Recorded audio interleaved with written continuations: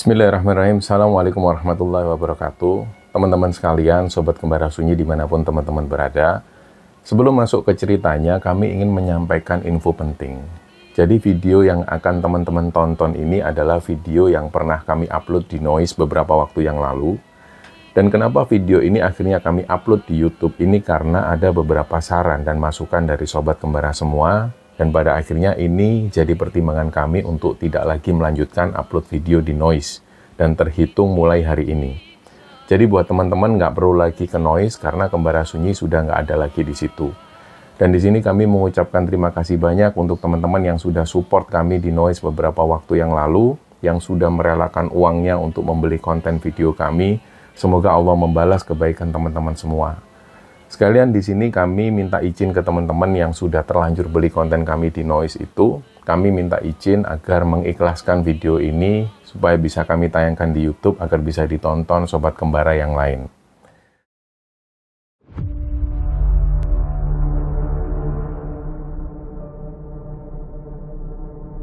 Nah, sekilas Halif itu ngelihat ternyata yang dimakan sosok ibu-ibu dengan gaun merah itu adalah tangan manusia.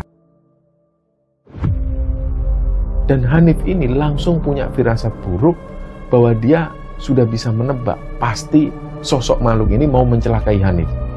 Di situ Hanif sudah pasrah, dia pasti mati.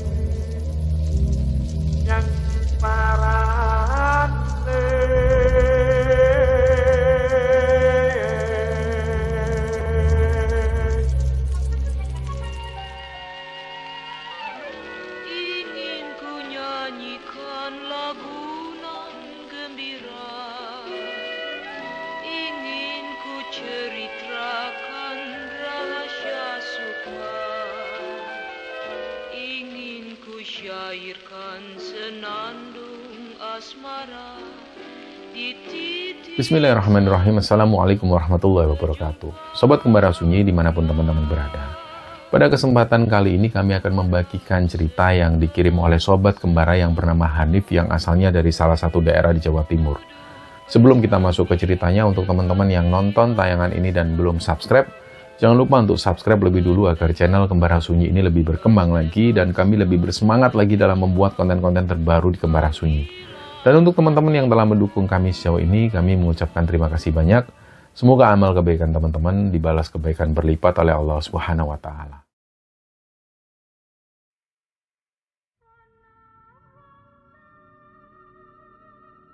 Ya, sebelum kami menceritakan kisah ini, teman-teman, kami perlu menyampaikan sebuah pesan dari pengirim cerita, yaitu Mas Hanif. Di sini Mas Hanif meminta untuk nama orang, nama daerah, dan juga nama tempat ini beliau minta supaya semuanya disamarkan. Nah, jadi kita mulai cerita ini dari latar belakang Mas Hanif dulu. Mas Hanif ini tinggal di sebuah desa di Jawa Timur. Bapak ibunya Mas Hanif ini adalah seorang petani yang mereka berdua menggarap lahan orang lain. Nah, dulu Hanif ini pernah mengalami situasi sulit. Waktu itu kira-kira Hanif ini masih SD, terus tiba-tiba bapaknya itu pernah nggak pulang ke rumah. Dan ternyata di hari-hari berikutnya, Hanif ini nggak pernah lagi ngelihat bapaknya pulang. Nah, kata ibunya waktu itu bapaknya ini pergi merantau tapi nggak tahu kemana. Dan waktu itu Hanif nggak tahu banyak hal tentang apa yang sebenarnya terjadi dengan bapaknya. Tapi belakangan, Hanif tahu semua ini, tahu tentang bapaknya itu dari buliknya. Nah, ini nanti kita ceritakan di belakangan. Jadi bisa dikatakan Hanif ini nggak terlalu dekat dengan bapaknya karena dia ditinggal bapaknya itu lama banget sampai Hanif ini dewasa. Terus tiba-tiba di waktu dewasa itu bapaknya ini muncul lagi Tiba-tiba muncul terus minta maaf ke ibunya Hanif, minta maaf ke Hanif dan juga ke adiknya Hanif. Dan di situ bapaknya juga minta maaf ke Pak Lek dan juga bulik-buliknya Hanif. Dan di situ anehnya ibunya Hanif ini memaafkan. Dan setelah memaafkan ya kehidupan berjalan lagi seperti biasa. Tapi waktu itu Hanif ini tetap nggak bisa terima ketika bapaknya itu kembali. Dia masih menganggap bahwa bapaknya ini adalah seorang bajingan yang pernah menelantarkan dia dan juga ibu dan adiknya. Jadi Hanif nggak pernah menganggap bapaknya ada waktu itu. Dan suatu ketika Mas Hanif ini ditawari pekerjaan oleh tetangganya. Nama tetangganya ini Pak Tatang. Pak Tatang itu katanya kenal dengan seorang juragan dari kota. Dan Pak Tatang sudah lama sekali ikut orang ini. Nama juragannya itu Pak Herman. Dan katanya Pak Herman ini lagi butuh sekitar 5 orang karyawan untuk ngurusi usahanya Pak Herman. Nah waktu itu Hanif ini nggak tahu dia mau kerja apa. Tapi karena ini yang ngajak adalah Pak Tatang yang notabene adalah tetangganya sendiri. Dan Pak Tatang ini katanya juga sudah lama juga ikut kerja Pak Herman. Jadi Hanif ngikut aja waktu itu, yang penting dia kerja dulu lah. Nah jadi awal ketemu dengan Pak Herman ini mereka itu diajak di sebuah tempat makan. Lokasi rumah makan ini nggak terlalu jauh dari desanya Mas Hanif. Dan di dekat desa Mas Hanif ini banyak tempat-tempat makan yang seperti itu. Karena lokasi di desa Mas Hanif ini lokasinya itu dekat banget dengan tempat wisata alam. Jadi di situ banyak tempat makan. Nah akhirnya ketemulah mereka di sana. Mas Hanif itu ditemani Pak Tatang waktu itu, dan pada saat itu Pak Herman ini sudah nunggu di sana, sudah nunggu di rumah makan itu bersama 1 orang karyawannya yang lain. Dan pertama kali Hanif ini ngelihat Pak Herman itu, Pak Herman ini mengingatkan Mas Hanif dengan sosok Mas Adam, suaminya Mbak Indul. Mungkin teman-teman ada yang tahu. Jadi orangnya ini nggak terlalu tinggi, dia agak gendut dan kumisnya itu tebal banget persis kayak Mas Adam itu. Dan Pak Herman ini orangnya juga ramah banget waktu itu. Jadi begitu pertama kali datang, Mas Hanif ini langsung disuruh pesan makan dan minum. Terus di situ Hanif dipersilakan makan dulu tanpa ngomongin kerjaan sebelumnya. Dan singkatnya setelah makan barulah Pak Herman ini bilang, "Nif, kamu kan bisa ya kira-kira handle peternakan sapi punya saya. Di sana nanti tugasmu itu nggak banyak kok. Sudah ada karyawan yang lain yang ngurusi. Kamu nggak usah repot ngurusi ngasih makan sapinya. Nggak usah repot membersihkan kotorannya. Tugasmu di sana itu ya cuma ngontrol karyawan-karyawan yang kerja di sana." Nah awalnya memang Hanif ini juga agak bingung. Dia ini kerjanya kok cuma ngawasi. Padahal Hanif sendiri ini belum punya banyak pengalaman pekerjaan. Tapi kok sudah diposisikan posisi yang enak di situ. Nah, jadi langsung Hanif menerima tawaran ini. Belakangan dijelaskan oleh Pak Herman, ternyata banyak karyawan-karyawan Pak Herman ini yang nakal. Dalam artian di tempat Pak Herman itu kan ada peternakan sapi perah. Nah, lokasinya ini bukan di desa tapi di kota. Dan peternakan sapi ini posisinya itu ada di belakang bengkel Ketok Magic kepunyaan Pak Herman. Nah, nakal itu menurut Pak Herman adalah karyawan di sana itu sering kayak ngambil-ngambil spare part mobil yang ada di bengkel Ketok Magic itu, terus ngambil-ngambil barang, pokoknya suka yang seperti itu. Nah Pak Herman ini nggak suka kalau beliau harus masang CCTV karena menurut Pak Herman itu percuma. Itu nanti bisa diakali sama karyawannya, entah ditutup sesuatu atau di kameranya itu dibelokkan, pokoknya mereka selalu punya cara. Ini keterangan dari Pak Herman. Nah tentu Pak Herman ini langsung percaya dengan Hanif karena Hanif ini adalah rekomendasi dari Pak Tatang langsung, tetangganya Hanif itu. Ya mungkin Pak Tatang ini mungkin tahu sifat Hanif atau yang seperti apa. Memang Hanif ketika kerja ikut orang, bantu orang di desanya ketika kerja serabutan, dia ini nggak pernah ngutil, nggak pernah nakal, dan nggak pernah mengambil sesuatu yang bukan haknya. Nah mungkin Pak Tatang mungkin ngeliat sisi Hanif yang seperti ini. Dan singkatnya 5 hari setelah itu Hanif pun mulai kerja. Setelah dia pamit ke ibunya, Hanif berangkat naik bis menuju ke lokasi peternakan Pak Herman ini. Sampai di sana itu sekitar jam 11 siang, Hanif langsung ketemu karyawan bengkel Pak Herman. Dia langsung diajak masuk ke rumah. Jadi gambarannya itu, lokasi bengkel Pak Herman ini itu posisinya ada di pinggir jalan raya. Di situ ada gerbang besar yang tertutup rapat, tingginya itu sekitar 2 meteran. Dan setelah memasuki gerbang itu ada halaman luas. Halaman luas inilah yang digunakan untuk bengkel ketok magic itu. Lantainya dari batako dan lantainya ini sudah kotor, ada bekas uli dan bekas yang lain-lain. Pokoknya kotor waktu itu. Dan halaman ini lebarnya kira-kira sekitar 15 meteran. Jalanlah di situ, kata Hanif, jalan sekitar 10 langkah dari gerbang ini ada bangunan 2 lantai. Dan di lantai 1 itu ditempatkan spare part mobil dan juga peralatan-peralatan bengkel. Nah, di lantai 2 ini baru ada 5 kamar, dan 5 kamar ini ditempati oleh karyawan-karyawan Pak Herman. Dan ketika Hanif datang ke sana itu, ada 1 kamar yang baru saja dibersihkan. Tadinya kamar ini katanya ditempati karyawan Pak Herman yang lain, tapi karena sudah diinfo bahwa saat itu kamar ini akan ditempati Hanif, jadi karyawan yang sebelumnya tinggal di kamar itu kemudian pindah ke kamar lain. Nah, sebenarnya pas Hanif datang itu, dia sudah punya perasaan nggak nyaman. Karena Hanif merasa kayak tatapan dari karyawan-karyawan yang lain itu kayak sinis ke Hanif. Mereka ini kayaknya sudah bisa nebak, si karyawan-karyawan itu, dia kayaknya bisa nebak kalau kedepannya Hanif ini yang akan jadi mata-mata Pak Herman. Kayaknya seperti itu, tapi Hanif cuek. Dia tetap melemparkan senyum ke karyawan yang lain. Jadi Hanif tetap menyapa seperti layaknya dia baru pertama kenal dengan orang baru. Tapi umumnya waktu itu tanggapan dari karyawan di sini ini cuek dan nggak terlalu merespon sapaan dari Hanif. Nah, setelah barang-barang Hanif ini diletakkan di kamar itu, Hanif pun langsung menghubungi Pak Tatang. Dia bilang kalau dia sudah sampai di bengkel.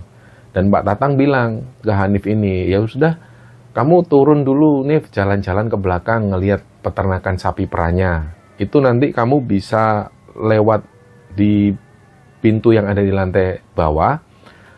Nanti di situ pintu itu langsung menghubungkan ke kandang sapi. Tapi kalau itu ditutup, kamu keluar dulu dari rumah, bisa juga lewat samping.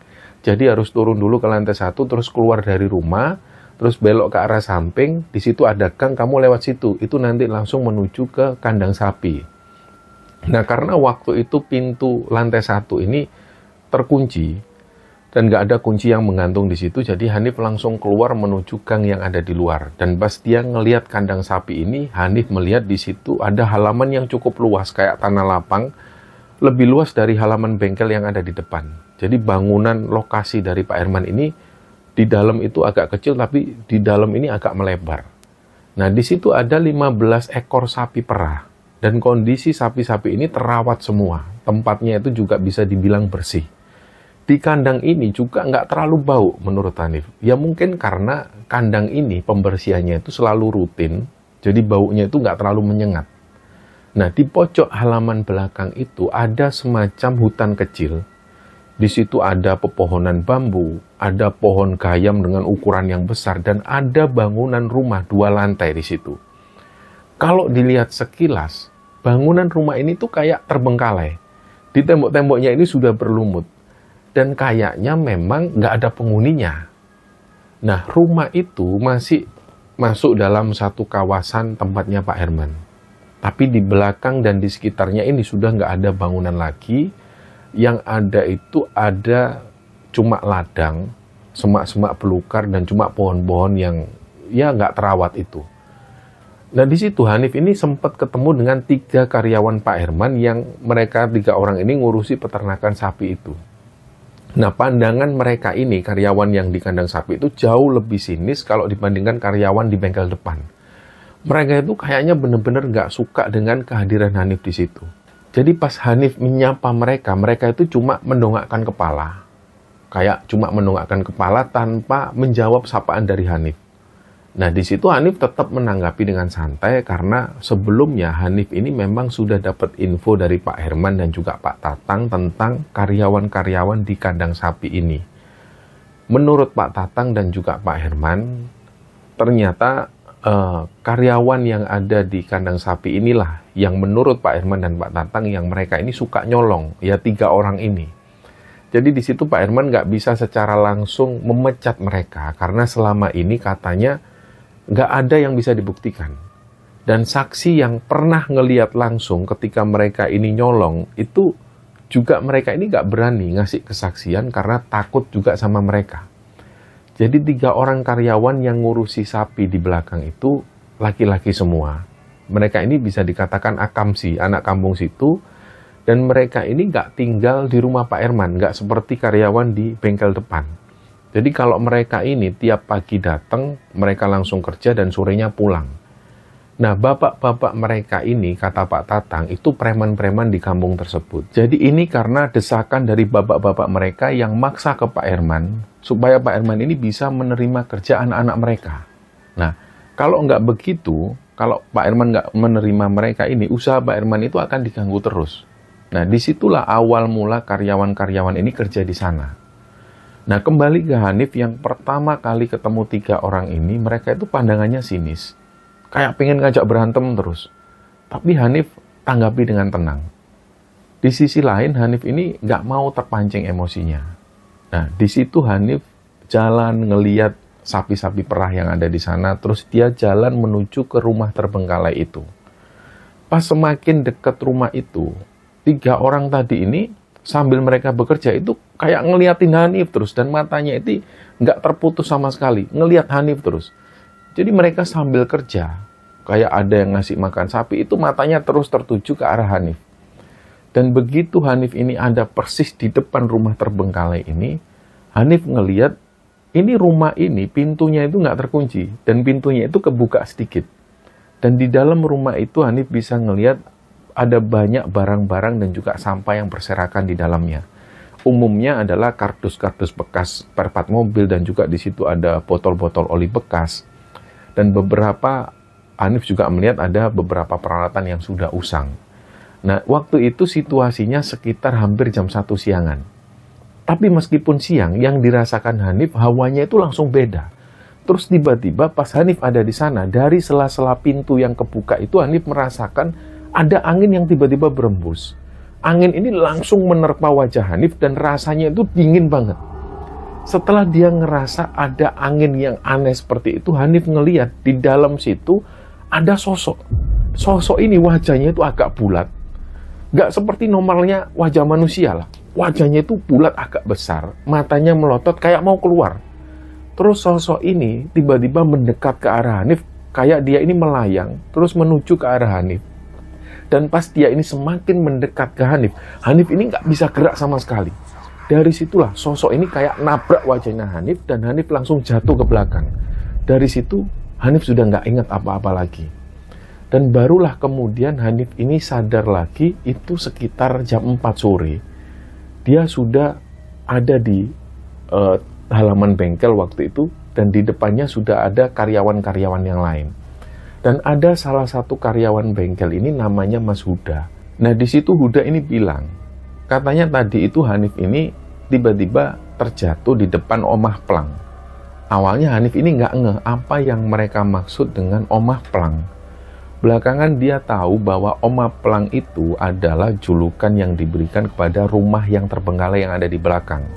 Nah, nggak tahu kenapa karyawan-karyawan di sini ini menyebut rumah terbengkalai itu dengan rumah plang. Terus di situ Huda menjelaskan, lain kali Mas Hanif jangan kesana-kesana Mas. Di sini aja nggak ada loh karyawan-karyawan yang berani kesana, sekalipun aja nggak berani. Ya menurut Huda karena selain rumah itu memang dikenal angker, hal ini juga memang dilarang oleh Pak Herman. Nah di situ Huda tanya, apa Mas Hanif ini belum dikasih tahu sama Pak Herman Mas soal ini? Hanif cuma geleng-geleng kepala karena memang Hanif sendiri nggak ngerasa pernah dikasih tahu sama Pak Herman.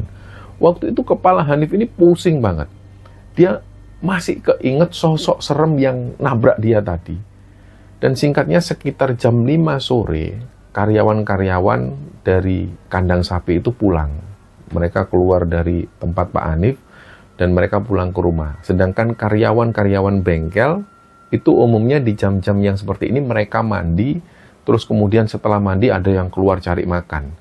Nah, Hanif ini sempat diajak keluar cari makan bareng, tapi Hanif bilang dia mau nitip aja makanannya. Ya, dia bilang kalau apa aja mas, yang penting nasi, saya nitip aja, saya di sini. Nah, terus sekitar jam setengah 6-an sebelum maghrib itu, karyawan keluar semua cari makan.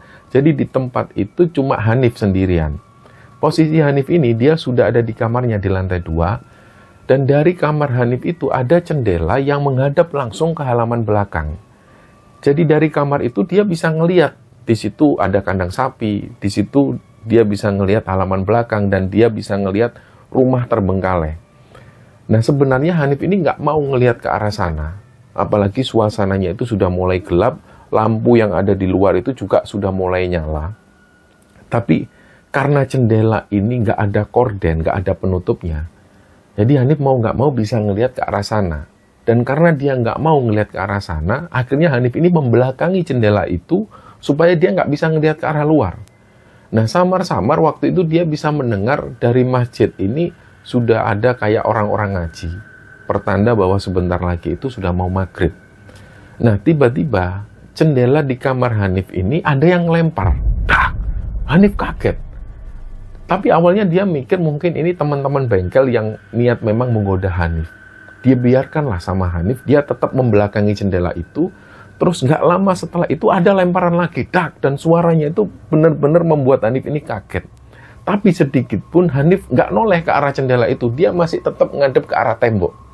Nah, jadi dari arah luar itu kan ada lampu penerangan yang menerangi halaman belakang, dan lampunya ini cukup terang. Jadi kalaupun kamar Hanif ini lampunya mati, itu kamarnya masih bisa diterangi oleh pantulan cahaya dari lampu luar itu. Nah, waktu itu lampu halaman luar ini kan sudah nyala. Jadi kelihatan kamar Hanif itu agak terang. Nah, tiba-tiba di tembok kamar Hanif, yang Hanif menghadap ke tembok ini, itu tiba-tiba muncul bayangan. Bayangan ini kayak bayangan manusia, tapi badannya itu lebih besar. Terus Hanif ngeliat ke arah atas bayangan itu, ini, tapi dia tanpa noleh sedikit pun ke arah belakang. Dia cuma ngelihat bayangan ini. Nah, di atas bayangan tersebut, itu persis di kepalanya, itu ada kayak semacam tanduk. Tanduknya ini persis kayak tanduk sapi, tapi lebih besar. Nah, karena Hanif sadar di belakangnya ini ada sosok, dia nggak berani noleh sedikit pun. Dan bersamaan dengan itu, Hanif ini mendengar ada suara kayak mengecap. Dan suaranya itu kenceng banget, kayak orang yang lagi makan, tapi kecapannya itu kenceng banget. Nah, Hanif benar-benar merinding waktu itu, dan sedikit pun dia ini nggak berani noleh ke arah belakang. Dan sosok ini itu kelihatan banget kalau dia ini semakin mendekat ke arah Hanif. Ini kelihatan dari bayangan itu yang kayaknya semakin mendekat. Dan semakin sosok ini mendekat, Hanif ini sampai bisa mencium aroma dari sosok ini. Saking dekatnya. Jadi kayak ada aroma busuk, ada kayak aroma-aroma seperti kotoran hewan, campur-campur aromanya. Tapi Hanif ini masih nggak bisa gerak, dan dia nggak noleh sedikit pun ke arah sosok ini. Dia coba baca-baca sebisanya. Dan kejadian ini tuh terjadi juga lumayan lama. Sosok ini terus di dekat Hanif. Dan nggak lama setelah itu, sosok ini benar-benar loncat ke arah Hanif dan menimbuk badannya Hanif. Jadi badan Hanif itu ditindih. Dari situlah Hanif sudah nggak ingat apa-apa lagi. Jadi tiba-tiba waktu itu Hanif ini dibangunkan oleh teman-temannya. Itu waktunya sekitar jam 7 malam. Semua teman-teman bengkel ini raut wajahnya itu khawatir. Nah, begitu tahu Hanif ini sadar, kebangun, mereka tanya, "Mas, sampean kenapa, Mas? Tadi itu sampean dipanggil-panggil kok nggak bangun-bangun?" Jadi menurut cerita mereka ini bilang Hanif ini tadi tidur posisinya, tapi tidurnya itu kayak mayat. Wajahnya ini pucat, benar-benar pucat kayak mayat. Dan badannya Hanif itu ketika dipegang oleh teman-teman itu juga dingin banget. Waktu itu posisi Hanif ini sudah diangkat di luar bengkel. Karena sudah diangkat sama teman-teman dari bengkel itu menuju keluar, rencananya Hanif yang posisi seperti ini mau dibawa ke rumah sakit. Tapi karena waktu itu masih nunggu mobil sewaan datang, jadi di situ Hanif posisinya di luar bengkel. Ya nggak lama setelah itu, mobil sewaan ini datang. Hanif bilang ke teman-teman, "Maaf ya Mas, ngerepotin Mas." Nah, teman-teman bengkel ini bilang, "Oh nggak masalah Mas, ayo berangkat ke rumah sakit aja Mas. Ini kita sudah sampaikan ke Pak Herman juga Mas, waktu sampean raut wajahnya pucat itu. Terus Pak Herman bilang, kami ini disuruh ngantar Mas Hanif ke rumah sakit. Nah dari situlah teman-teman bengkel ini berinisiatif untuk sewa mobil untuk ngantar Hanif ke rumah sakit. Nah di situ Hanif ini sudah campur aduk pikirannya. Selain dia takut dengan sosok yang tadi, dia shock betul dengan kejadian yang dia alami barusan. Yang kedua, dia sudah suuzon lebih dulu kepada teman-teman bengkel ini. Ternyata mereka yang nolong Hanif untuk bawa ke rumah sakit. Nah dalam perjalanan ke rumah sakit itu, Hanif ini diantar 3 orang karyawan bengkel. Salah satu di antara mereka yang ngantar Hanif ini adalah si Huda. Huda ini bilang ke Hanif, "Mas, sampean tadi itu lihat apa, Mas?" Nah, Hanif cerita apa yang dia lihat. Jadi ada sosok kayak monster dan ada tanduknya yang kayak sapi. Di situ Huda cuma manggut-manggut. "Oh iya ya, Mas. Kalau itu anak-anak sini sudah tahu semua. Tapi ya jarang sih, Mas, dilihatin sosok yang itu. Paling ya pas awal-awal kita tinggal di sini itu dia ini sering menampakkan diri. Tapi kalau sekarang-sekarang ya udah jarang, Mas." Terus di sini Huda tanya, "Mas Hanif ini kenal Pak Herman dari mana ya, Mas? Apa masih ada hubungan saudara sama Pak Herman?" Nah di situ Hanif bilang, "Oh enggak, Mas, saya itu dikenalin sama Pak Tatang." Nah Huda menjawab, "Oh Pak Tatang, ya, tahu Mas, tahu kalau Pak Tatang." Terus di sini Huda pun langsung cerita. Kata Huda ini, Pak Herman itu adalah pelaku pesugihan. Dan berita ini juga diyakini oleh warga sekitar, semuanya sudah tahu lah. Jadi karyawan-karyawan di situ juga sudah tahu semua. Dan tentang 3 orang karyawan Pak Herman yang bekerja di kandang sapi, itu ternyata menurut Huda, salah satu dari mereka itu ada yang orang tuanya dulu ini pernah kerja ikut Pak Herman. Kita sebut nama orang tua ini namanya Pak Jan. Suatu ketika Pak Jan ini pas kerja di sana tiba-tiba meninggal secara mendadak dan meninggalnya itu sangat misterius sekali. Awalnya warga nggak ada yang menyangka. Mereka kira ya memang sudah takdirnya meninggal. Tapi setelah jenazahnya Pak Jan ini dimakamkan, malam hari itu juga Pak Jan ini muncul. Dia jalan-jalan kayak orang yang masih hidup, jalan-jalan keliling desa. Dan yang pertama kali didatengin oleh sosok Pak Jan itu adalah anak laki-lakinya Pak Jan yang namanya Udin. Nah Udin inilah yang sekarang itu kerja di kandang sapi perah Pak Herman. Ceritanya malam itu pas Udin ini didatengin oleh sosok bapaknya, Udin ini sama sekali nggak takut. Udin ngeliat sosok bapaknya itu, Pak Jan itu, di rumah ini pakaiannya itu compang-camping kayak orang yang baru mengalami kecelakaan. Wajah Pak Jan ini hancur, rambutnya berantakan. Terus Pak Jan ini bilang ke Udin, "Le, ngomong mbokmu le, bapak ini ditumbal ke Pak Herman le, tolong ngomong mbokmu le." Nah setelah itu sosok Pak Jan ini tiba-tiba menghilang. Dan setelah sosok Pak Jan ini menghilang, barulah di situ Udin merasa takut. Dia merinding luar biasa. Udin ini ingat betul tampilan sosok bapaknya yang dia lihat barusan. Berantakan sekali. Padahal Udin juga tahu Pak Jan ini ketika meninggal di tempat kerja, itu ketika Pak Jan ditemukan jasadnya itu ya tiba-tiba tergeletak di lantai. Dan tidak mengalami kecelakaan seperti hancur yang seperti itu. Dan ada yang menyimpulkan kalau Pak Jan ini meninggalnya karena serangan jantung. Tapi yang menurut Udin ini membuat Udin heran, kok pada saat sosok Pak Jan ini muncul mendatangi Udin, kok tampilan Pak Jan itu kok kayak korban kecelakaan, badannya ini hancur berdarah-darah, baju juga compang-camping. Ini yang menurut Udin itu aneh. Terus setelah mengalami hal ini, Udin langsung cerita hal ini ke ibunya. Tapi pada waktu itu ibunya nggak percaya. Dia bilang bahwa Udin ini ya cuma mimpi biasa. Akhirnya Udin pun cerita ke pamannya. Nah pamannya Udin ini adalah salah satu preman di kampung itu. Jadi ceritanya pamannya inilah yang juga ikut memaksa Pak Herman supaya Udin bisa kerja di tempat pemerahan sapi itu. Jadi pas Udin cerita ke pamannya itu langsung percaya dengan apa yang dialami Udin karena ternyata pamannya ini juga didatengin sosok Pak Jan. Pamannya ini juga cerita bahwa Pak Jan itu datang di mimpi pamannya sambil Pak Jan itu nangis ngerengek kayak anak kecil. Terus Pak Jan itu bilang ke pamannya itu bahwa Pak Herman inilah yang menumbalkan dia. Di situ Pak Jan juga bilang bahwa Pak Herman ini adalah pelaku pesugihan. Pak Jan juga bilang ke pamannya si Udin ini, "Iku lho San, oma mburi iku lho San sing digawe ritual Pak Herman San. Tutupen omah iku San, iku demit tok San. Omah iku demit tok San." Nah, Pak Jan ngomong ini ke adiknya yang tidak lain adalah pamannya Udin itu.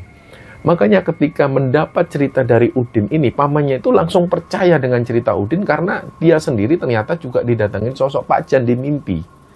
Jadi siang itu langsunglah pamannya Udin ini mendatangi Pak Herman, dia bawa parang dan langsung mengancam Pak Herman untuk ganti rugi atas kematian Pak Jan. Tapi sayangnya waktu itu Pak Herman ini nggak ada di tempat. Di situ pamannya Udin dan juga beberapa warga kampung ini masih nunggu di sana. Bengkel ini ditutup, nggak boleh ada yang masuk dan nggak boleh ada yang keluar. Sempat beberapa orang-orang atau pelanggan bengkel ini nggak bisa masuk. Dan nggak lama setelah itu, datanglah polisi dan juga beberapa perangkat desa. Mereka ini datang karena laporan dari Pak Herman. Dan jelas sekali bahwa mereka ini sudah dibayar oleh Pak Herman untuk ngusir warga dan juga termasuk ngusir pamannya Udin yang lagi demo di sana. Nah, singkatnya akhirnya karena pamannya Udin dan juga beberapa warga itu sempat melawan dan terjadi tindakan anarkis di sana, mereka pun akhirnya diamankan dan dibawa ke kantor polisi setempat. Di situ pihak perangkat desa dan juga pihak kepolisian ini menyatakan bahwa meninggalnya Pak Jan itu murni karena sakit yang diderita oleh Pak Jan. Dan tuduhan warga bahwa Pak Herman ini melakukan ritual pesugihan dan menjadikan Pak Jan sebagai tumbalnya, ini tentu tuduhan yang sangat tidak beralasan dan nggak bisa dibuktikan kebenarannya. Pamannya Udin ini bahkan sempat diancam waktu itu akan dituntut dengan pasal pencemaran nama baik kalau mereka terus-terusan memberitakan hal ini, memberitakan hal buruk tentang Pak Herman. Dari situ pamannya Udin ini nggak bisa apa-apa lagi. Dan setelah itu warga dan juga pamannya Udin ini dipulangkan. Sebelum mereka pulang ada ancaman dari mereka, dari perangkat desa ini, jika sampai warga atau siapapun yang sekali lagi membuat onar di tempat Pak Herman, maka mereka akan langsung diproses. Tentu dari situ warga takut. Nah, kira-kira sekitar 6 bulanan setelah itu, pamannya Udin ini bersama beberapa preman kampung yang lain ini mendatangi Pak Herman lagi dan memaksa Pak Herman untuk segera mempekerjakan 3 orang dari kampung belakang. Salah satunya adalah Udin. Singkatnya, Pak Herman pun akhirnya menerima 3 orang ini jadi karyawannya Pak Herman dan langsung ditempatkan di kandang sapi perah. Setelah mendengar semua cerita dari Huda ini, nggak lama kemudian mereka ini sampai di rumah sakit. Di situ Hanif langsung diperiksa kondisi kesehatannya. Ternyata kata dokter, Hanif ini cuma mengalami banyak pikiran dan di situ Hanif diminta untuk istirahat total. Dan setelah dikasih obat-obatan, Hanif pun kembali ke bengkel Pak Herman. Malam itu sekitar jam 12 malam, mereka sampai di bengkel. Hanif dan yang lain ini langsung naik ke atas. Hanif langsung masuk ke kamarnya. Dia sempat minta tolong ke Huda supaya dibantu masang korden untuk jendela kamarnya. Ini supaya Hanif nggak ngelihat ke arah luar. Akhirnya ada sarung punya salah satu dari mereka ini yang dipasang untuk korden. Ya, di situ Hanif merasa ya lumayan lah, yang penting jendela ini bisa ketutup dan nggak kelihatan ke arah luar. Nah, di situ karena mungkin efek obat, Hanif pun langsung tidur pulas. Dan di sini Hanif itu ternyata mengalami sesuatu yang nggak masuk akal. Jadi posisi Hanif waktu itu tidur, dia tidur pulas. Terus tiba-tiba Hanif ini mengalami mimpi, tapi mimpinya itu kayak bener-bener nyata. Jadi ceritanya pas Hanif ini tidur, itu ada yang membangunkan Hanif. Yang membangunkan ini cewek, cantik banget. Dari wajahnya itu kayak anak desa sekitar. Rambutnya itu dikelabang di belakang. Nah, dia pakai kebaya warna putih tulang. Nggak tahu kenapa Hanif ini kayak dia tiba-tiba mau mengikuti cewek ini. Ketika dia dibangunkan, terus tangan Hanif ini digandeng, dia langsung dibawa loncat ke bawah. Langsung menuju ke rumah terbengkalai yang ada di belakang kandang sapi itu. Hanif sendiri ini heran, kok bisa dia loncat dari lantai 2 dan nggak jatuh. Dan akhirnya, setelah sampai di rumah tua itu, Hanif langsung diajak masuk oleh si cewek ini. Ternyata di dalam rumah terbengkalai itu ada ruang tamu. Di ruang tamu ini ada sosok bapak-bapak usianya sekitar 50 tahunan, dia pakai jas hitam. Matanya itu ngeliat terus ke arah Hanif. Terus dia dibawa masuk lagi. Di ruang sebelahnya, Hanif ngeliat di situ ada ibu-ibu usianya sekitar 50 tahunan juga. Si ibu-ibu ini dia pakai gaun warna merah, kakinya itu di atas ranjang, kayak mendongkrong sambil dia ini makan. Dan makannya itu nggak pakai piring.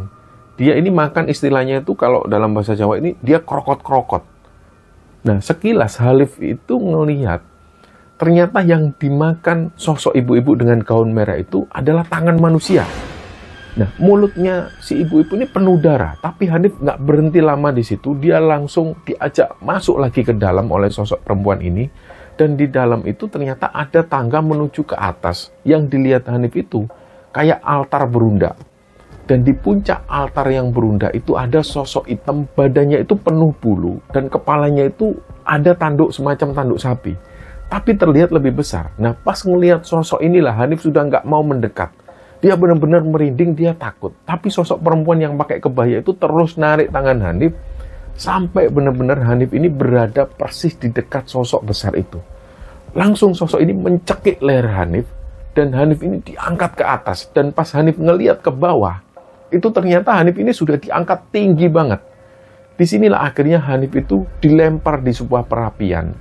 Tapi anehnya perapian ini sama sekali nggak terasa panas. Dan kejadian Hanif dibakar itu nggak lama. Setelah itu tangannya ini diraih oleh sosok nenek-nenek tua. Nah, nenek tua ini yang dilihat Hanif, beliau itu bongkok. Tapi anehnya beliau meskipun bongkok ini bisa menggendong tubuhnya Hanif. Dan Hanif itu nggak bisa nolak karena memang badannya sudah nggak bisa digerakkan lagi. Badannya itu lemes banget. Dia mau nangis pun juga nggak bisa. Nah, di momen ini Hanif itu sempat bisa mikir, ya Allah, aku ini mimpi atau ini nyata? Kalau memang ini mimpi, bangunkan aku ya Allah. Aku takut ya Allah. Dan Hanif terus digendong oleh sosok nenek-nenek ini. Dia dibawa masuk ke sebuah rumah. Rumah si nenek-nenek ini bangunannya dari kayu. Pada saat Hanif digendong sosok nenek ini dan masuk ke rumah nenek-nenek itu, tubuh Hanif ini sempat kesentuh tiang kayu rumah itu. Dan itu rasanya panas banget. Jadi kayak menyentuh kayu arang yang terbakar. Dan begitu ada di dalam rumah ini, Hanif diturunkan dari gendongan si nenek-nenek itu, dia masih nggak bisa menebak, ini apakah mimpi atau nyata. Kalau memang ini nyata, tapi kok situasinya kayak mimpi. Tapi kalau memang ini mimpi, kenapa kok dia nggak bisa bangun dari mimpinya itu? Di sini Hanif terus berpikir. Nah, di luar, Hanif ini mendengar ada suara erangan. Awalnya suara erangan ini terdengar dari kejauhan. Lama-lama suara erangan itu semakin dekat, dan sampai pada akhirnya suara erangan itu berhenti persis di depan rumah nenek-nenek itu. Nah, mungkin menurut Hanif, mungkin saking besarnya sosok makhluk yang mengeluarkan erangan ini, sampai-sampai waktu itu Hanif ini bisa mendengar suara langkah kakinya.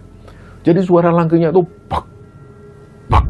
Di situ badan Hanif ini sudah mulai gemetaran. Dan sosok makhluk ini sudah semakin dekat, sudah mau masuk rumah. Dan Hanif ini langsung punya firasat buruk bahwa dia sudah bisa menebak pasti sosok makhluk ini mau mencelakai Hanif. Di situ Hanif sudah pasrah, dia pasti mati. Dan pas pada momen yang seperti ini, momen-momen yang benar-benar menyeramkan itu, tiba-tiba dari arah dalam, sosok nenek-nenek yang tadi itu keluar sambil beliau itu membawa gentong agak besar. Dan nggak tahu isi gentong ini apa. Jadi ya nenek-nenek ini jalannya tetap bongkok, tapi kok dia ini kuat ngangkat gentong besar itu dan langsung menuju keluar. Dan ketika pintu itu dibuka, Hanif sempat ngelihat sedikit sosok makhluk besar itu. Ternyata sosok ini adalah sosok yang dilihat Hanif tadi. Sosok yang sempat mencekik Hanif sampai ke atas. Sosok besar yang kepalanya itu ada tanduk sapi. Nah, disitulah waktu nenek ini menyiramkan isi gentong itu, Hanif ngelihat ada cairan yang nggak tahu cairan itu cairan apa. Cairan ini yang disiramkan oleh nenek-nenek itu. Yang jelas cairan ini kental banget dan warnanya itu pekat. Dan begitu cairan ini mengenai tubuh makhluk itu, sosok makhluk ini kebakar. Dia jerit kepanasan, tapi dia tetap nggak beranjak. Dia tetap melawan. Dan akhirnya sosok makhluk ini sempat menatap ke arah Hanif. Di situ Hanif gak berani ngeliat. Dia langsung nunduk sambil dia itu terus berdoa. Barulah beberapa detik setelahnya, sosok makhluk besar ini menjauh. Tapi dia itu menjauhnya dengan cara jalan mundur. Nah, si nenek ini pun akhirnya jalan masuk ke rumahnya. Terus dia ini ngomong ke Hanif, Dia ngomongnya itu dengan bahasa Indonesia, tapi logatnya itu kayak logat orang-orang luar Jawa lah. Di situ si nenek-nenek ini bilang ke Hanif, kasihan kau nak, kau ini mau ditumbalkan sama mereka nak. Habis ini kau pulang ya nak. Nah, Hanif belum sempat ngomong terima kasih kepada sosok nenek-nenek ini. Hanif di situ keburu pingsan. Karena dia tuh tiba-tiba lemes, terus akhirnya dia pingsan. Dan nggak tahu berapa lama Hanif ini pingsan, lama-lama dia itu mendengar ada suara gaduh. Di situ Hanif mulai buka mata pelan-pelan. Dan di situ ternyata Hanif melihat ada teman-teman bengkelnya. Di situ ada juga Udin, karyawan sapi perah anak Pak Jan itu. Nah, Hanif tanya, aku ini di mana? Nah, di situ udah bilang, alhamdulillah mas, sampean sudah sadar mas. Sementara habis ini mas Hanif pindah ke rumah warga dulu ya mas, ke rumahnya mas Udin ini loh mas. Terus akhirnya dari situ Hanif ini dibopong teman-temannya jalan menuju ke rumah Udin. Di rumah Udin ini, Huda dan teman-teman akhirnya cerita tentang kondisi Hanif, kondisi yang dialami Hanif.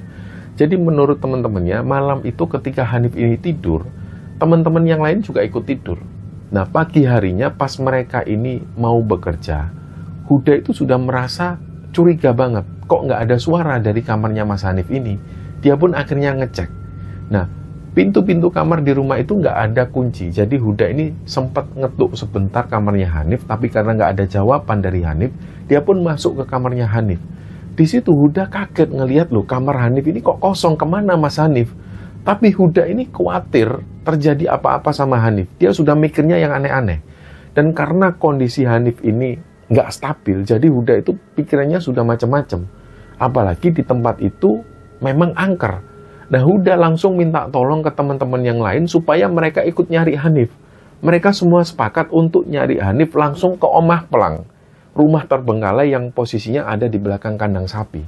Mereka yakin bahwa Hanif ada di sana. Terus mereka pun rame-rame menuju ke rumah itu, dan kebetulan juga ada karyawan sapi perah yang kayak Udin dan juga yang lain ini yang juga barusan datang. Nah, mereka juga akhirnya langsung ikut mencari keberadaan Hanif. Dan pengakuan dari Huda, Udin, dan juga teman-teman yang lain yang melakukan pencarian, begitu mereka masuk ke Omah Pelang ini, mereka itu mendengar suara Hanif. Jadi ada suara Hanif itu kayak ngomong sendiri. Tapi anehnya wujud Hanif itu nggak ada di situ. Dan ini rasanya aneh banget. Mereka merinding pas mendengar suara Hanif, tapi nggak bisa ngelihat wujudnya Hanif. Jadi mereka terus-menerus manggil namanya Hanif. Mas Hanif, Mas Hanif. Tapi mereka masih tetap mendengar suara Hanif tanpa melihat wujudnya Hanif. Nah, mereka jalan terus ke ruangan belakang.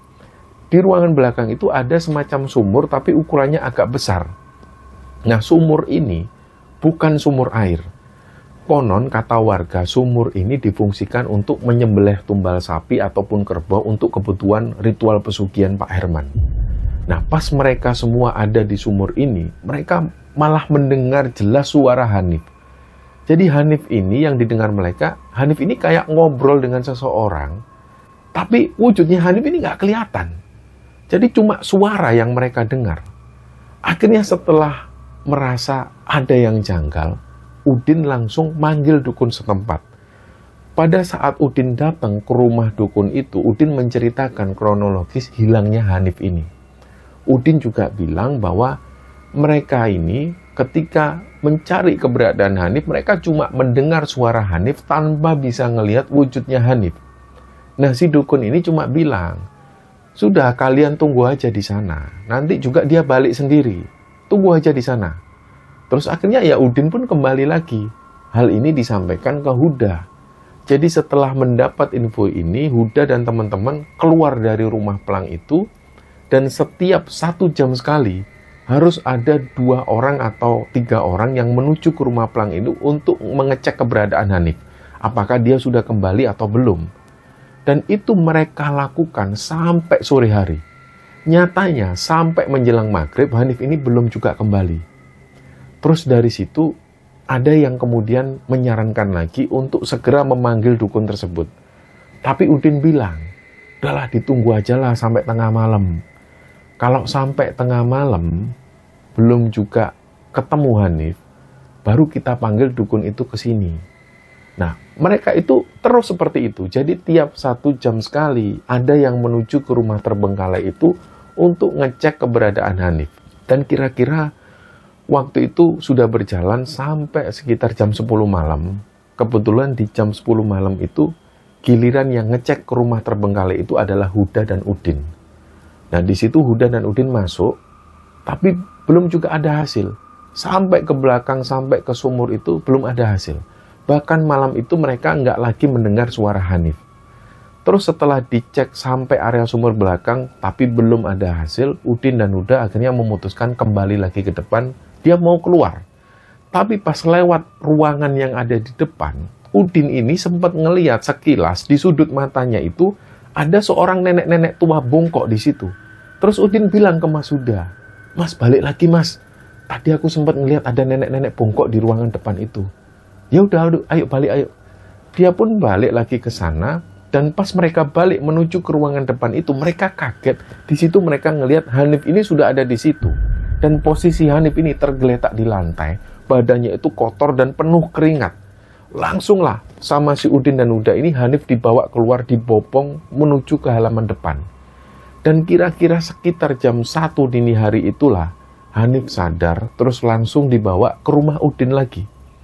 Dan di sini alasan kenapa Hanif diajak keluar dari rumah Pak Herman ini tentu dengan banyak pertimbangan.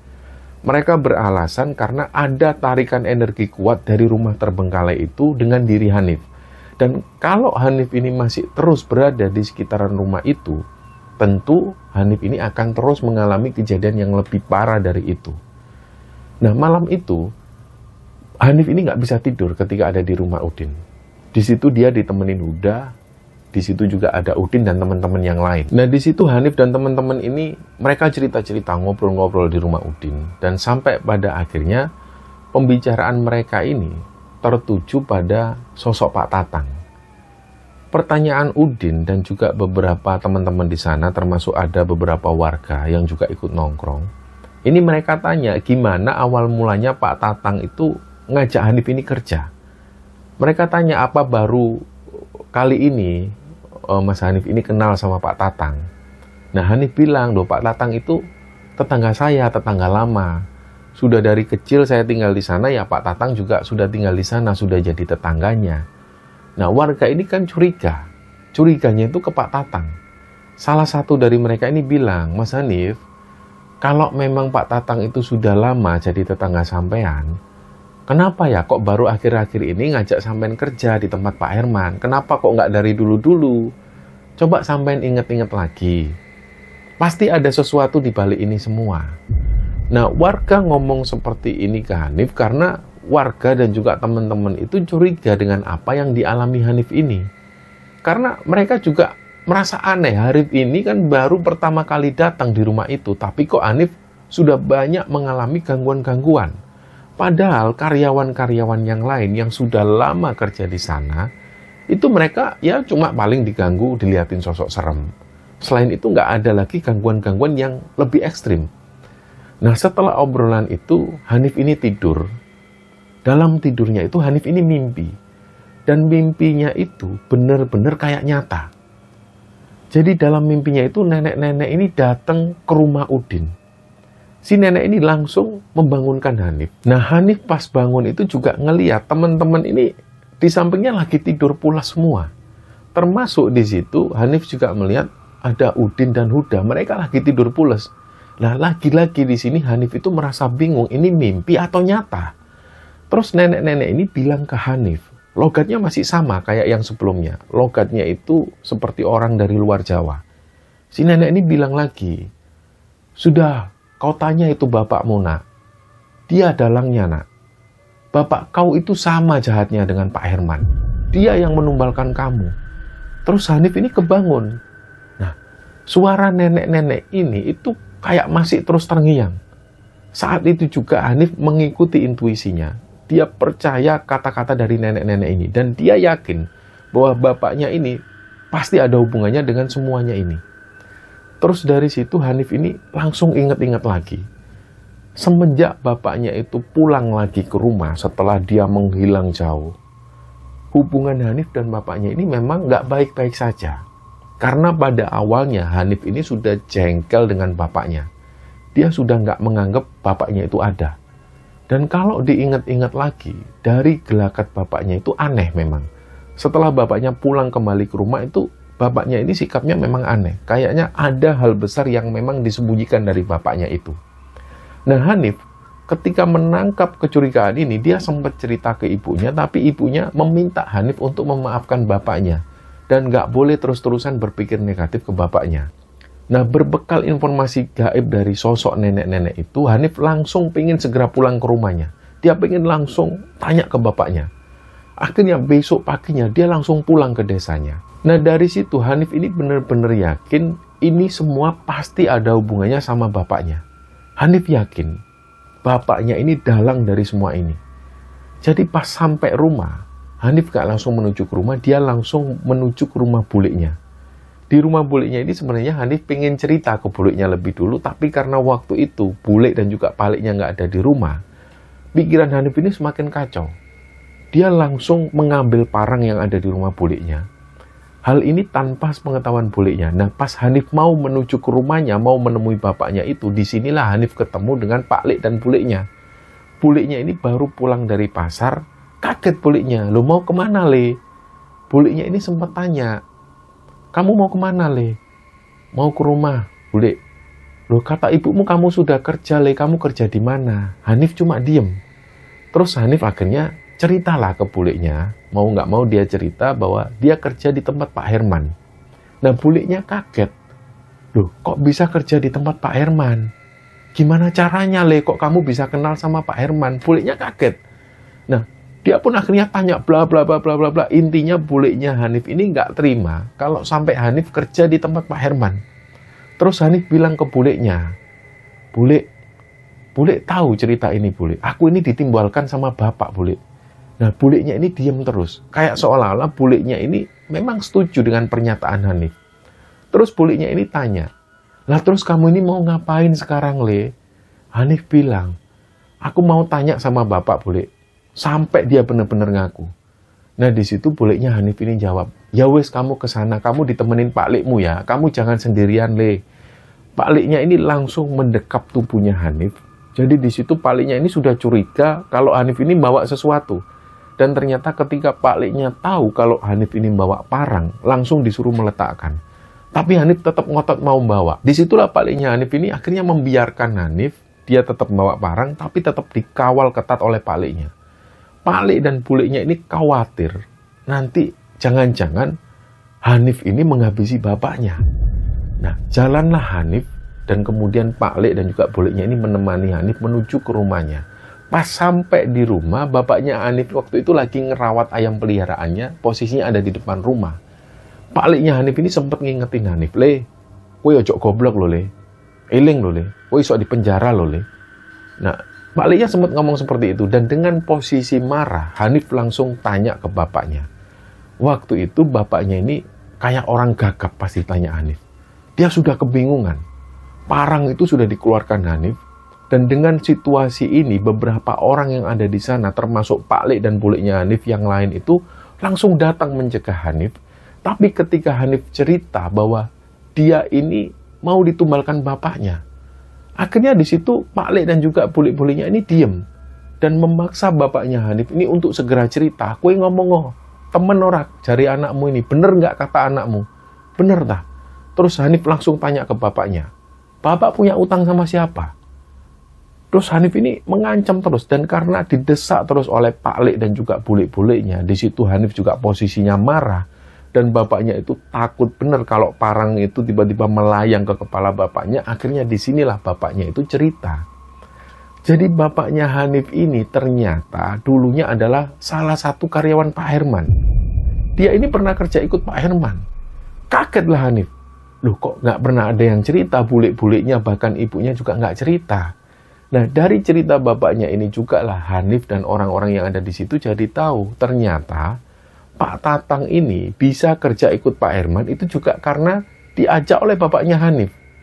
Tapi berjalannya waktu, karena bapaknya Hanif ini doyan judi, mulailah dia banyak utang. Ditambah lagi dia sempat kecantol perempuan lain, apalagi perempuan ini adalah wanita malam. Habislah sudah karir bapaknya Hanif waktu itu. Dan utang-utangnya ini dia dapat pinjaman dari Pak Herman. Awalnya bapaknya ini cuma potong gaji dari utang-utangnya itu. Lama-lama karena hutangnya ini terus numpuk, dia nggak bisa bayar. Sampai pada akhirnya bapaknya Hanif ini kabur, menghindar dari Pak Herman dan nggak tahu kemana. Ada yang bilang bapaknya ini sempat lari ke pedalaman Jambi. Tapi ada yang bilang juga bapaknya ini kerja di perkebunan sawit di Malaysia. Macam-macam lah beritanya itu simpang siur. Dan semenjak itu juga Pak Herman ini nggak bisa nagih utangnya ke ibunya Hanif. Karena Pak Herman merasa ya ibunya Hanif ini nggak tahu apa-apa soal ini. Nggak tahu kalau bapaknya Hanif ini doyan judi, doyan main perempuan, ibunya nggak tahu. Jadi Pak Herman nggak mau nagih ke ibunya Hanif. Dan beberapa tahun setelah itu, pas Hanif ini sudah dewasa, ketika itu bapaknya Hanif ini yang tiba-tiba langsung kembali pulang ke desanya, sebelumnya ternyata bapaknya sebelum pulang ke rumah, dia ini sudah menemui Pak Herman, dan dia sudah bilang, dia akan tanggung semua utang-utangnya, dia tanggung jawab. Dan lama-lama berjalannya waktu, ternyata bapaknya Hanif ini tetap nggak bisa bayar utang-utangnya, dan karena bapaknya Hanif ini tahu betul kalau Pak Herman ini adalah seorang pelaku pesugihan dan sering menumbalkan kerbau atau sapi untuk ritualnya, di situ bapaknya Hanif ini berusaha mengelabui Pak Herman, berusaha mempengaruhi. Dia sempat bilang ke Pak Herman, supaya Pak Herman ini menaikkan level tumbalnya menjadi manusia. Jadi nggak perlu sapi dan kerbau lagi, naikkan jadi manusia. Dan percobaan pertama mereka itu katanya sukses. Nah, Hanif nggak tahu tumbal manusia pertamanya itu siapa. Tapi kemungkinan besarnya tumbal pertama manusia ini adalah Pak Jan, bapaknya Udin yang meninggal secara misterius itu. Dan memang setelah tumbal manusia ini berhasil ditumbalkan, usaha Pak Herman ini langsung berubah drastis. Dan di situ Pak Herman bisa buka pabrik baru, pabrik pengepulan plastik, dan berjalan sukses sampai saat itu. Dari situ Pak Herman ini bilang ke bapaknya Hanif, karena bapaknya Hanif ini berjasa bagi Pak Herman, sudah ngasih saran-saran yang seperti itu. Jadi di situ Pak Herman bilang, hutang bapaknya Hanif ini dipotong beberapa persen. Nah, pada saat itulah bapaknya Hanif ini dengan secara terus terang menyampaikan ke Pak Herman, untuk tumbal selanjutnya ini, bapaknya Hanif maunya anaknya sendiri. Ya, yang tidak lain Hanif ini yang ditumbalkan. Tapi bapaknya Hanif minta, kalau nanti anakku tak tumbalkan, utangku harus lunas semua. Sebenarnya Pak Herman ini juga agak kaget. Tapi karena ya yang penting ada tumbal manusia. Nah, singkat cerita Hanif ini pun berhasil dipujuk oleh Pak Tatang untuk kerja di tempatnya Pak Herman. Nah, di situ Hanif ini cuma bisa nangis mendengar cerita dari bapaknya. Dada itu rasanya sesek, parang yang tadi dipegang itu sudah dilepas oleh Hanif. Dia nggak percaya kalau bapaknya ini tega melakukan ini. Nah, ternyata belakangan Hanif tahu bahwa ini semua sudah diketahui juga oleh ibunya Hanif. Hanif ini sempat berpikir, kok ibu ini sudah tahu tapi malah membiarkan dan nggak pernah membahas ini sedikit pun dengan Hanif. Ya mungkin ini juga karena rayuan atau bujukan dari bapaknya Hanif. Apalagi dengar-dengar setelah kepulangan bapaknya itu banyak orang yang bilang bapaknya Hanif ini kayak punya ilmu gendam, punya ilmu hitam. Pak Lek dan buliknya Hanif ini juga yakin ibunya Hanif ini sudah kena gendam oleh bapaknya itu. Makanya dia sudah nurut dan gak bisa ngelawan dari sejak awal. Nah, sejak kejadian itu bapaknya Hanif ini diusir oleh Pak Lek-Pak-Leknya Hanif. Bahkan dia diancam kalau sampai datang lagi ke desa itu, dia akan dihabisi. Nah, parahnya ibunya Hanif ini waktu itu ikut sedih ketika bapaknya Hanif diperlakukan seperti ini. Jadi malam itu pas bapaknya Hanif ini diusir dari rumah oleh Pak Lek-Pak-Leknya Hanif, ibunya ini ikut pergi dari rumah. Tapi di situ adiknya Hanif ini sempat diungsikan lebih dulu ke rumah neneknya. Supaya adiknya ini nggak ikut-ikutan mereka berdua. Nah, selanjutnya urusan Hanif dengan Pak Herman ini selesai sampai di situ. Hanif nggak pernah tanya hal ini lebih lanjut. Hanif juga nggak balik lagi ke bengkel Pak Herman. Tapi sampai hari ini, Hanif masih berkomunikasi aktif via WA dan juga kadang-kadang telepon dengan anak-anak yang ada di sana. Seperti Huda dan Udin. Dan dari sini Hanif jadi tahu yang diomongkan Pak Herman itu semuanya bohong. Nggak ada karyawan yang suka nyolong-nyolong, itu nggak ada. Ini cuma akal-akalan Pak Herman. Kalau dipikir-pikir lagi, ya masuk akal juga. Kalau memang karyawan-karyawan di sana ini misalnya doyan nyolong, kenapa nggak dikeluarkan dari dulu? Kalau alasan Pak Herman ini takut sama preman-preman kampung di sana, itu juga aneh. Karena backingan Pak Herman ini juga banyak. Perangkat-perangkat desa juga membackingi Pak Herman. Intinya, Pak Herman ini memang selain pelaku pesugihan, dia ini juga mafia. Nah, mungkin ada pertanyaan dari teman-teman, kenapa Pak Herman itu tidak menumbalkan karyawan-karyawan yang ada di sana? Nah, di sini Huda itu pernah cerita ke Hanif, pas mereka ada di rumah Udin waktu itu, kata Huda, alasan kenapa Pak Herman ini nggak pernah ada niatan untuk menumbalkan karyawan yang di sana, itu karena Pak Herman ini percaya betul dengan dukunnya. Pak Herman ini punya dukun khusus. Nah, suatu saat, dukun Pak Herman ini pernah melakukan ritual di rumah Pelang itu. Setelah ritual ini selesai, Pak Herman disuruh menyerahkan daftar nama karyawan-karyawan yang kerja di sana. Pak Herman ini disuruh nulis nama karyawannya sekaligus juga masing-masing weton dari mereka. Nah, mulai dari karyawan bengkel sampai karyawan yang ada di sapi perah, ini semua menyerahkan nama dan juga weton mereka masing-masing. Nah, setelah dukun Pak Herman ini membaca satu persatu nama dan juga weton dari karyawan-karyawannya ini, dukunnya ini bilang, anak-anak semua ini kamu eman-eman bener. Nah, maksud dari dukun ini, anak-anak itu adalah karyawan-karyawan Pak Herman ini. Dan maksud dari kata eman-eman, itu adalah Pak Herman ini diminta untuk menjaga betul karyawan di sini agar mereka awet, agar mereka bertahan di sana dan nggak ada yang resign dari sana. Menurut sang dukun, weton karyawan-karyawan ini cocok dengan bisnisnya Pak Herman. Nah, ternyata masuknya Udin ke sana beberapa waktu terakhir itu juga dengan sepengetahuan dukun Pak Herman. Udin ini sempat ditanya soal weton. Dan menurut dukun Pak Herman, weton Udin ini juga cocok kerja di sana.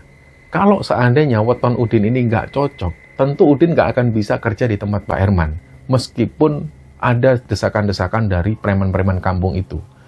Nah, dari sinilah Pak Herman itu nggak pernah sekalipun nyenggol karyawannya. Dan lucunya, semua ini diceritakan langsung oleh Pak Herman sendiri ke karyawan-karyawannya itu.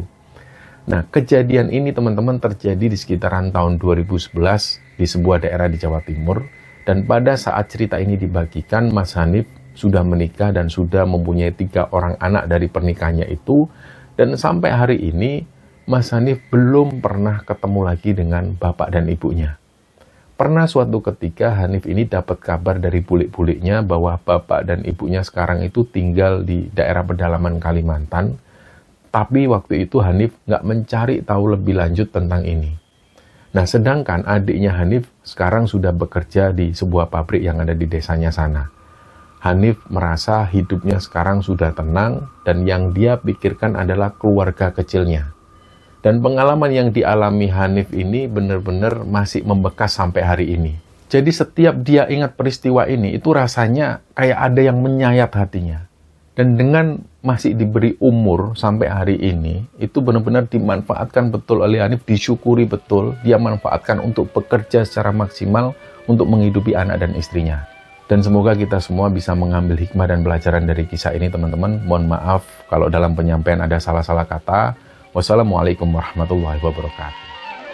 Ingin ku nyanyikan lagu nan gembira, ingin ku ceritakan rahasia sukma, ingin ku syairkan senandung asmara di titik saat kita berjumpa pula. Senyum gelap senda gurau, duduk bersanding dekat di atas tangga, mendengarkan unggas bebas nan berkicau. Kau hilang hatiku.